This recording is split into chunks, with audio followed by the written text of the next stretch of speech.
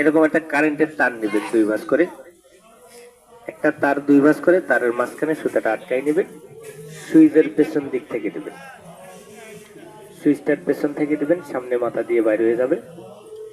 এর মাথায় একটা চিত্র আছে বাটারফ্লাই মেশিনের মতো, যেখানে সুতাটা আছে ওখান থেকে ওপারে পার করে দিবেন। এটা হলো সুতা পরানোর নিয়ম।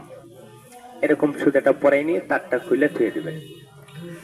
যখন সেলাইটা করবেন যে কোনো কাপড়ে যে কোনো নাম লেখা ছবির ছন্দগুলা কলম পেন্সিল কার্বন দিয়ে আঁকাই নেবেন। এটা হলো সোজা পাট সদর, এটা হলো উল্টা দিক। কাজটা করবেন উল্টা দিক থেকে, এরকম সম্পূর্ণটা বসাবেন। এই যে সুইচটা চিকন মাথাটা সম্পূর্ণ বসাবেন, হালকা উঠাবেন, সম্পূর্ণটা ডাবাবেন। এরকম ধীরে ধীরে 2 থেকে 5 মিনিট ধীরে ধীরে করবেন, হাতটা চালু হয়ে যাবে।